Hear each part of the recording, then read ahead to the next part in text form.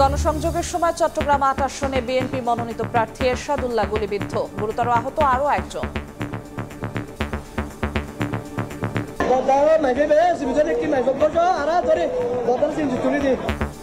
দল মনোনীত প্রার্থীদের পক্ষে সবাইকে ঐক্যবদ্ধভাবে কাজ করার নির্দেশনা বিএনপি নেতাদের। ভোট বানচালের ষড়যন্ত্রের অভিযোগ। ষড়যন্ত্রের বেড়াজাল অনেকেই বোনার চেষ্টা করছে, কেউ কেউ বিভিন্ন ধরনের কথা বলে দায়িত্ব এড়িয়ে যাওয়ার চেষ্টা করছে। বিএনপির পক্ষ থেকে যাদেরকে মনোনীত করা হবে তাদের বিজয়ী করার জন্য সবাই মিলে কাজ করতে হবে। দেখছিলেন প্রধান শিরোনাম। সন্ধ্যার সময় সঙ্গে আছি আমি জিন্নাতারা যশোয়া। এবার অন্যান্য শীর্ষ সংবাদ। নির্বাচনী সহিংসতা মোকাবিলায় মাঠে থাকবে সেনাবাহিনী। সারা দেশে কাজ করবেন ১ লাখ সদস্য। দুষ্কৃতকারীদের কঠোর হাতে দমনের নির্দেশনা স্বরাষ্ট্র উপদেষ্টার। এককভাবে নির্বাচনের প্রস্তুতি এনসিপির। বিএনপির বিরুদ্ধে সংস্কার থেকে মুখ ঘুরিয়ে নেওয়ার অভিযোগ। জোট নয়, সমঝোতায় ভোট করবে জামায়াত। আগে গণভোটের দাবি। বিশেষ দলকে সুবিধা দিতেই বাতিল করা হয় তত্ত্বাবধায়ক ব্যবস্থা। খায়রুল হকের বিরুদ্ধে দণ্ডনীয় অপরাধের অভিযোগ অ্যাটর্নি জেনারেলের। রাষ্ট্রপক্ষের আপিল শুনানি শুরু। একীকরণ প্রক্রিয়ায় ৫ ব্যাংককে অকার্যকর ঘোষণা। দায়িত্ব নিলেন নতুন প্রশাসক। চলতি হারে মুনাফা পাবেন গ্রাহক, চাকরি যাবে না কারো, আশ্বস্ত করলেন গভর্নর। এবং দিন দিন বাড়ছে ডেঙ্গুর দাপট। একদিনে প্রাণ গেল আরও ১০ জনের। চলতি বছর প্রাণহানি ছাড়ালো ৩০০। ২৪ ঘন্টায় হাসপাতালে ভর্তি ১,০০০-এর বেশি।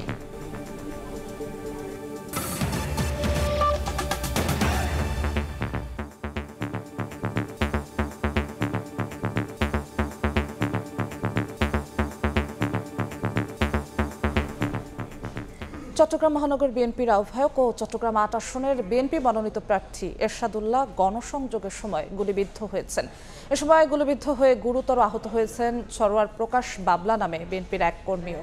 বিকেল ৫:১৫টার দিকে পাঁচলাইশের হামজারবাগ এলাকায় গণসংযোগ করছিলেন বিএনপির আহ্বায়ক ও চট্টগ্রাম ৮ আসনের বিএনপির মনোনীত প্রার্থী এরশাদুল্লাহ। এ সময় দুর্বৃত্তের ছোড়া গুলিতে পায়ে গুলিবিদ্ধ হন তিনি। একই সময় বাবলা নামে বিএনপির এক কর্মীও গুলিবিদ্ধ হয়ে মাটিতে লুটিয়ে পড়েন। তাৎক্ষণিকভাবে তাদের উদ্ধার করে এভারকেয়ার হাসপাতালে ভর্তি করা হয়।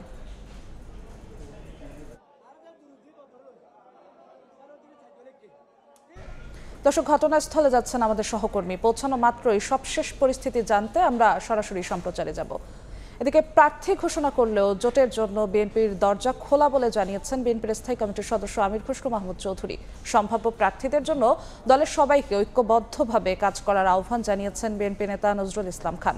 আর স্থায়ী কমিটির সদস্য ডক্টর এজেডএম জাহিদ হোসেনের অভিযোগ, আসন্ন নির্বাচন নিয়ে ষড়যন্ত্রের জাল বোনার চেষ্টা হচ্ছে।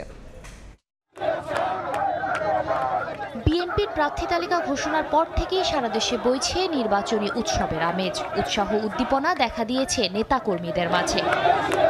চট্টগ্রাম ১০ আসনে মনোনয়ন পাওয়ার পর বুধবার দুপুরে নিজ বাড়ি নগরীর মেহেদীবাগে যান বিএনপির স্থায়ী কমিটির সদস্য আমির খসরু মাহমুদ চৌধুরী। এ সময় নেতাকর্মীরা তাকে শুভেচ্ছা জানান। ২৩৭ আসনে প্রার্থী ঘোষণা করলেও জোটের জন্য বিএনপির দরজা খোলা বলে জানান আমির খসরু। দরজা তো সবার জন্য খোলা। আমাদের সাথে অ্যালাইন ৪২টা দল আছে। এর বাইরে অনেকে যদি এই ধারায় আসতে চায়, সবার জন্য উন্মুক্ত। আগামী দিনের সরকারে আমরা সবাইকে নিয়ে এই ৩১ দফা বাস্তবায়ন করতে চাই। পরে সন্ধ্যায় প্রেস ক্লাবে তরুণদের অনুষ্ঠানে যোগ দিয়ে আমির খসরু বলেন, ক্ষমতায় এলে তরুণদের কর্মসংস্থানকে গুরুত্ব দেবে বিএনপি। বিএনপি এবং গণতন্ত্র একে অপরের পরিপূরক।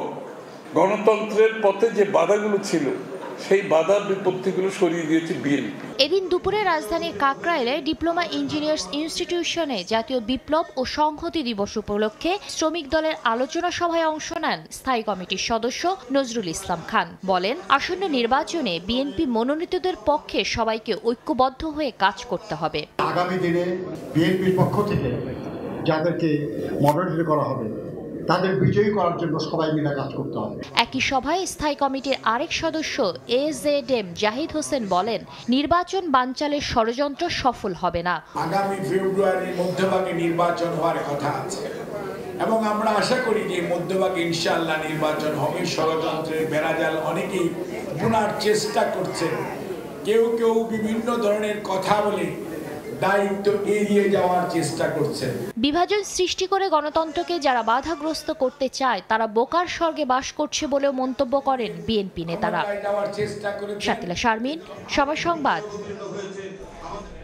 জামায়াতের আমির ডক্টর শফিকুর রহমান বলেছেন, জোট নয় সমঝোতার ভিত্তিতেই নির্বাচনে অংশ নেবে তার দল। তিনি আরও বলেন, নির্বাচনের বৈধতা ও জুলাই সনদের আইনি ভিত্তির জন্যই আগে গণভোট হতে হবে। এদিকে প্রধান নির্বাচন কমিশনারের সঙ্গে বৈঠক শেষে গণভোট ও জাতীয় নির্বাচন একই দিনে করার প্রস্তাবের ফাঁদে পা না দেওয়ার আহ্বান জানান দলটির সহকারী সেক্রেটারি জেনারেল হামিদুর রহমান আজাদ। সিলেট ওসমানী বিমানবন্দরের গেটের সামনে নেতাকর্মীর ঢল। দলীয় প্রধানকে উষ্ণ অভ্যর্থনায় সিক্ত করলেন জামাতের নেতাকর্মীরা। বুধবার সকাল 8:10 বিমানবন্দরে অবতরণের পর জামায়াতে ইসলামের আমির ডাক্তার শফিকুর রহমানকে ফুল দিয়ে শ্রদ্ধা জানানো হয়। এরপর সাংবাদিকদের সঙ্গে কথা বলেন ডাক্তার শফিকুর রহমান। এ সময় এক প্রশ্নের জবাবে তিনি জানান, নির্বাচনের বৈধতা ও জুলাই সনদের আইনি ভিত্তির জন্যই আগে গণভোট হতে হবে। বলেন, জোটে নয় সমঝোতার ভিত্তিতেই নির্বাচনে অংশ নেবে তার দল। আসলে আমরা কোনো জোট করার সিদ্ধান্ত নেইনি এবং আমরা কোনো জোট করব না, এটা আমাদের সিদ্ধান্ত। আমরা নির্বাচনে সমঝোতা করব। গণভোট আগে না হলে কিসের ভিত্তিতে সাধারণ নির্বাচনটা হবে? আমরা আপনাদের সবাইকে নিয়ে ফেব্রুয়ারির ইলেকশন আদায় করে ছাড়ব। এটা দেরি হলেই বিভিন্ন ধরনের আশঙ্কা এবং বিভিন্ন ধরনের বিশৃঙ্খলা দেখা দেওয়ার পটেনশিয়াল থ্রেট আছে। এদিন বিকেলে নির্বাচন কমিশনে যান জামায়াতে ইসলামের সহকারী সেক্রেটারি জেনারেল হামিদুর রহমান আজাদের নেতৃত্বে 2 সদস্যের প্রতিনিধি। প্রধান নির্বাচন কমিশনারের সঙ্গে বৈঠক শেষে গণভোট ও জাতীয় নির্বাচন একই দিনে করার প্রস্তাবের ফাঁদে পা না দেওয়ার আহ্বান জানান তিনি। একই দিনে ভোট মানে হচ্ছে ভোট কেন্দ্র স্থগিত হলে গণভোটের রেজাল্ট স্থগিত হয়ে যাবে। গণভোটটা তখন ইগনোরেবল হয়ে যাবে, গৌণ হয়ে যাবে। ফাঁদানো ফাঁদে আমাদের পা দেওয়ার সুযোগ নেই। ইলেকশনের মৌলিক বিষয়গুলি সেটেল হলে আমরা আসন বিন্যাসের বিষয়। দ্রুত জুলাই সনদ বাস্তবায়নে আদেশ জারির জন্য সরকারের প্রতি আহ্বান জানান হামিদুর রহমান আজাদ। প্রক্রিয়া নিয়ে কিছু জটিলতা আছে। কাউসারা চৌধুরী কুমু, সময় সংবাদ, ঢাকা। এদিকে এককভাবে নির্বাচনের প্রস্তুতি নিচ্ছে এনসিপি। 15 নভেম্বরের মধ্যে ঘোষণা করবে প্রাথমিক প্রার্থী তালিকা।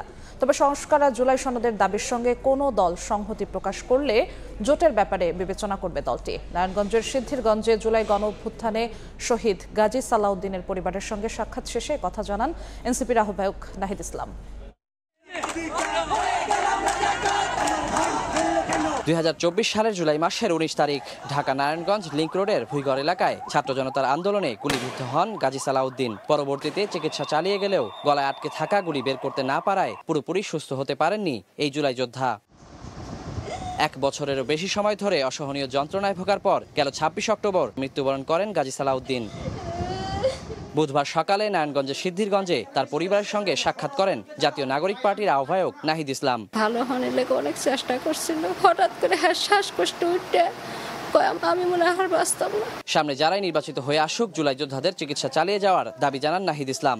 নির্বাচনের ডামাডোলে যাতে আমাদের এই আহত ভাইদের কথা, আমাদের এই শহীদ পরিবারদের কথা ভুলে না যাই। এ সময় তিনি আরো বলেন, এনসিপি এককভাবে নির্বাচনের প্রস্তুতি নিচ্ছে। 300 আসনেই প্রার্থী দেওয়ার লক্ষ্য আছে জানিয়ে এনসিপি আহ্বায়ক বলেন, 15 নভেম্বরের মধ্যে প্রকাশ করা হবে প্রাথমিক প্রার্থী তালিকা। আমরা এককভাবে নির্বাচনের প্রস্তুতি নিচ্ছি। 300 আসনেই আমাদের লক্ষ্য। 15 তারিখের মধ্যে আমরা হয়তো আমাদের প্রাথমিক একটা তালিকা আমরা প্রকাশ করব। সংস্কার আর জুলাই সনদের দাবির সঙ্গে কোনো দল সংহতি জানালে এনসিপি জোটের ব্যাপার বিবেচনা করবে বলেও জানান নাহিদ। যেমন জুলাই সনদের বিষয়টা আছে, সংস্কারের দাবিগুলো আছে, এই দাবিগুলোর সাথে যদি কোনো দল সংহতি প্রকাশ করে সেক্ষেত্রে আমরা জোটের বিষয়টা হয়তো বিবেচনা করব। বিএনপি চেয়ারপারসন বেগম খালেদা জিয়া সহ যাদের অভ্যুত্থানে ভূমিকা আছে তাদের সম্মানে আসনগুলোতে প্রার্থী নাও দিতে পারে এনসিপি। ওয়ালিউল সাকিব, সময় সংবাদ, নারায়ণগঞ্জ। নির্বাচনী সহিংসতা মোকাবিলায় মাঠে থাকবে সেনাবাহিনী। সারা দেশে মোতায়েন থাকবে 1 লাখ সেনা সদস্য। সেনা সদরের ব্রিফিংয়ে আরও জানানো হয়, সুষ্ঠু ভোটে আইন শৃঙ্খলা পরিস্থিতি উন্নতির পরই ব্যারাকে ফিরতে চায় সেনাবাহিনী। ইন এইড টু সিভিল পাওয়ারের আওতায় গত 15 মাস যাবৎ আইন শৃঙ্খলা পরিস্থিতি নিয়ন্ত্রণে মাঠে সেনাবাহিনী। এরই মধ্যে লুট হওয়া অস্ত্র উদ্ধার, চিহ্নিত সন্ত্রাসীদের গ্রেফতার করা সহ আইন শৃঙ্খলা পরিস্থিতি নিয়ন্ত্রণে কাজের অগ্রগতি এবং আসন্ন নির্বাচনকে কেন্দ্র করে সেনাবাহিনীর ভূমিকা নিয়ে ঢাকা সেনানিবাসে সংবাদ সম্মেলন করে বাংলাদেশ সেনাবাহিনী। সেনা কর্মকর্তারা জানান, আসন্ন নির্বাচনে সরকার ও নির্বাচন কমিশনকে সর্বোচ্চ সহযোগিতা করতে প্রস্তুত সেনাবাহিনী। আমরা 90,000 থেকে 1 লক্ষ সেনা সদস্য মাঠ পর্যায়ে আমরা নিয়োজিত করব, যেটা এ যাবৎকালের সর্বোচ্চ।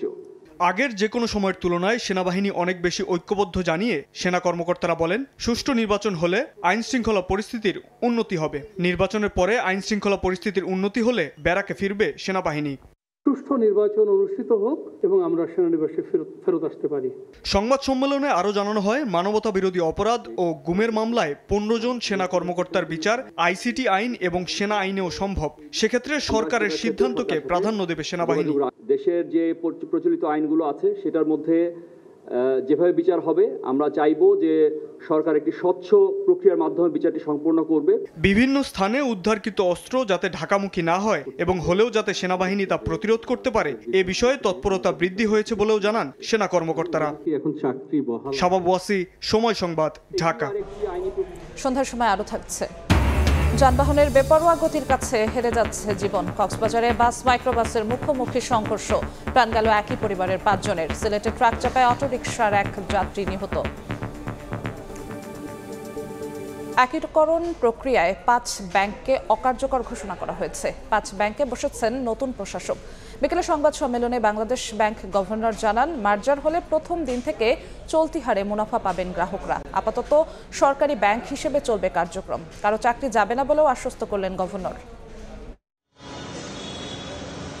বিগত 16 মাসের বিভিন্ন সময়ে দায়িত্ব নেয়া শরিয়াভিত্তিক 5 দুর্বল ব্যাংকের চেয়ারম্যান এমডিরা শেষবার আসেন বাংলাদেশ ব্যাংকে। গভর্নরের সাথে বৈঠকে আনুষ্ঠানিকভাবে জানানো হয় বিলুপ্ত করা হচ্ছে এসব ব্যাংকের পর্ষদ। Exim, first security, global, social ইসলামী ও ইউনিয়ন ব্যাংকে বসছে নবনিযুক্ত 5 প্রশাসক। ব্যাংকগুলোর দুর্বল অবস্থায় তাদের গত 16 মাসে পর্ষদগুলোর কার্যক্রমকে সাধুবাদ জানান গভর্নর। 14টা মার্চ যে আমরা যে চেষ্টাটা করেছি, অনেক বড় বিপর্যয় হতেও পারত, সেটা থেকে যে এই বোর্ডগুলো, বাংলাদেশ ব্যাংক নিয়োজিত বোর্ডগুলো যে সার্ভিসটা দিয়েছে, এটাকে রিকগনাইজ করেছেন।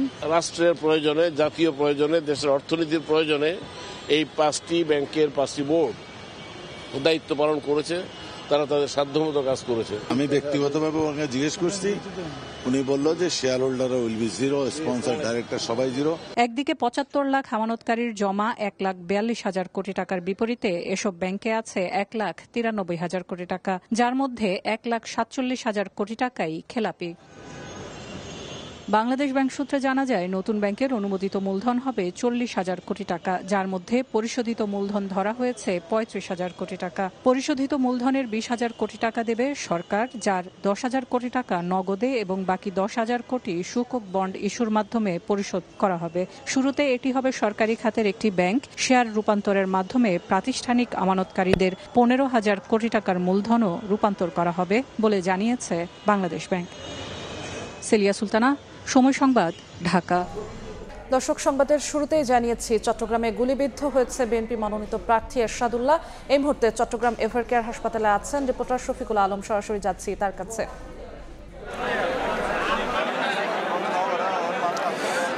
চট্টগ্রাম 8 আসনের মনোনীত বিএনপি প্রার্থী এরশাদুল্লাহ গণসংযোগে তিনি গুলিবিদ্ধ হয়েছেন এবং এই মুহূর্তে চট্টগ্রামে যে আবারকেয়ার হাসপাতাল, এই হাসপাতালে তার চিকিৎসা চলছে। এখানে হাজারো নেতাকর্মীর ভিড় জমেছে। এই মুহূর্তে আমরা একটু জরুরি বিভাগে এই মুহূর্তে রয়েছে, সেই জরুরি বিভাগে তাকে চিকিৎসা দেওয়া হচ্ছে। পেছনে আমরা আরেকটি তথ্য আমরা ইতিমধ্যে পেয়েছি, এই যে গুলিবিদ্ধ যেখানে হয়েছে সেখান থেকে একজনের মারা গেছে সেরকম একটা তথ্য আমরা পাচ্ছি। তবে চিকিৎসকরা সেখানে এখনো পর্যন্ত আনুষ্ঠানিকভাবে সেটি ঘোষণা করেনি।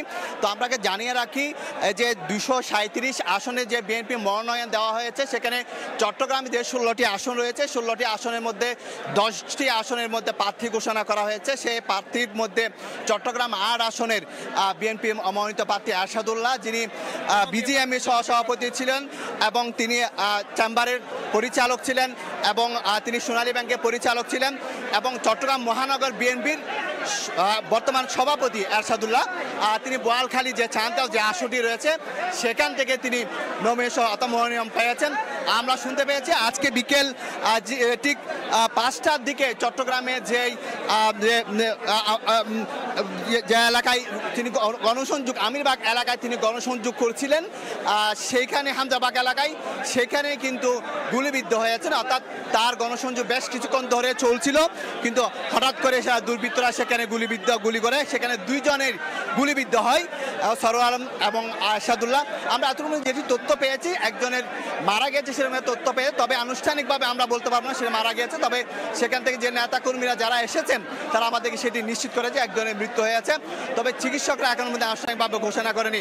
আপনাকে জানিয়ে রাখি, এই যে মনোনয়ন পাওয়ার পর সারা দেশে কিন্তু বিএনপির নেতা কর্মীরা বিভিন্ন গণসংযোগ করছেন, ঘরে ঘরে যাচ্ছেন এবং ভোটের যেহেতু ফেব্রুয়ারির 15 তারিখের আগে ভোট হবে, সেক্ষেত্রে আর 3 মাস সময় নেই, সেক্ষেত্রে তারা বিভিন্ন জায়গায় গণসংযোগ করছেন।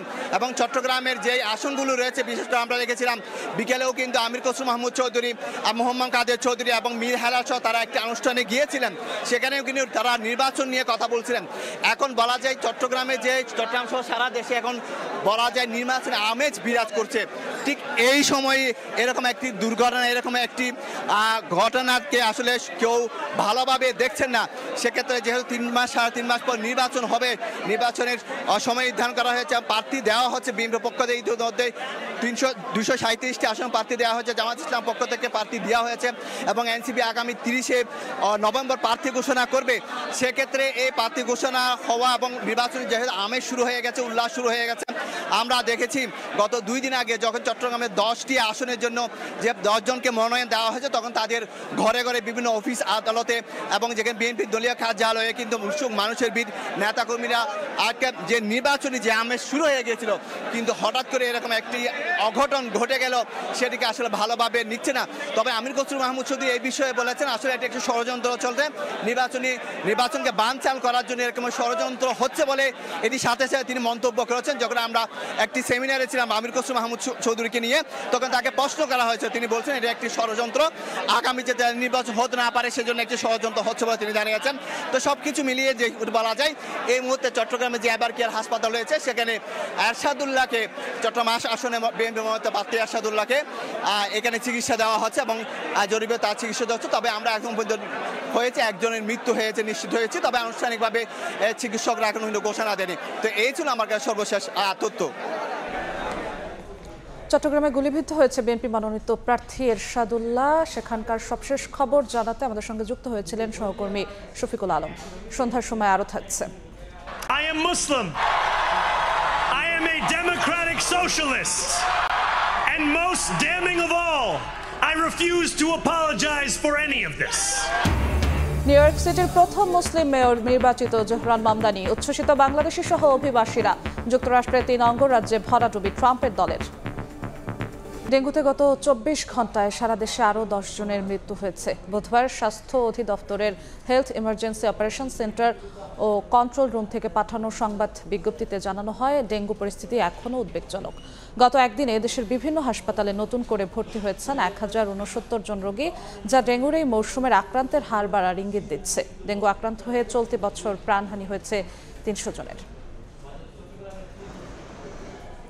কক্সবাজারের চকরিয়ায় বাস মাইক্রোবাস সংঘর্ষে প্রাণ গেল একই পরিবারের 5 জনের। সকালে কক্সবাজার চট্টগ্রাম মহাসড়কে যাত্রীবাহী মার্চা বাসের সঙ্গে মাইক্রোবাসের সংঘর্ষ হয়। ঘটনাস্থলেই মাইক্রোবাসের 2 যাত্রী নিহত হন। গুরুতর আহত 6 জনকে উদ্ধার করে হাসপাতালে নিলে তাদের মধ্যে আরও 3 জনকে মৃত ঘোষণা করেন চিকিৎসক। এদিকে সিলেটে সিএনজি অটোরিকশা ও ট্রাকের মুখোমুখি সংঘর্ষে 1 জন নিহত। খেলার খবর। ব্যক্তিগত কারণ দেখিয়ে বাংলাদেশের সিনিয়র সহকারী কোচের পদ থেকে সরে দাঁড়ালেন মোহাম্মদ সালাউদ্দিন। সকালে পদত্যাগপত্র জমা দেন তিনি। পদত্যাগপত্র জমা দিলেও দিনভর গুঞ্জন ছিল সালাউদ্দিনের সিদ্ধান্ত পরিবর্তনের চেষ্টা করছেন বোর্ড কর্তারা। দীর্ঘক্ষণ তার সঙ্গে এ নিয়ে আলোচনাও হয় তাদের। তবে পরে বিসিবি প্রেসিডেন্ট আমিনুল ইসলাম বুলবুল পদত্যাগপত্র গ্রহণ করলে নিশ্চিত হয়ে যায় সালাউদ্দিনের চলে যাওয়া। কিন্তু এখনই জাতীয় দল ছেড়ে যাচ্ছেন না সালাউদ্দিন। চুক্তি অনুযায়ী নিজের নোটিশ পিরিয়ডে দলের সঙ্গে থাকবেন তিনি, কাজ করবেন আসন্ন আয়ারল্যান্ড সিরিজেও। গুঞ্জন আছে cricket operations chairman Nazmul Abedin ফাহিমের সঙ্গে দ্বন্দ্ব এবং ব্যাটারদের পারফরমেন্সের কারণে সাম্প্রতিক সমালোচনায় এমন সিদ্ধান্ত নিয়েছেন সালাউদ্দিন। জাতীয় দলের দায়িত্ব ছাড়লে আবারও ঘরোয়া ক্রিকেটে ফিরবেন এই কোচ। সম্ভাবনা আছে আসন্ন বিপিএলেও দেখা যাবে তাকে। এ পর্যায়ে শীর্ষ সংবাদগুলো জানিয়ে দিচ্ছি আরেকবার। গণসংযোগের সময় চট্টগ্রাম 8 আসনে বিএনপি মনোনীত প্রার্থী এরশাদুল্লাহ গুলিবিদ্ধ, আহত আরও 2 জন। হাসপাতালে নেতাকর্মীদের ভিড়, বিচার দাবি। নির্বাচনী সহিংসতা মোকাবিলায় মাঠে থাকবে সেনাবাহিনী, সারা দেশে কাজ করবেন 1 লাখ সদস্য। দুষ্কৃতকারীদের কঠোর হাতে দমনের নির্দেশনা স্বরাষ্ট্র উপদেষ্টার। এবং একীকরণ প্রক্রিয়ায় 5 ব্যাংককে অকার্যকর ঘোষণা। দায়িত্ব নিলেন নতুন প্রশাসক। চলতি হারে মুনাফা পাবেন গ্রাহক। চাকরি যাবে না কারো, আশ্বস্ত করলেন গভর্নর।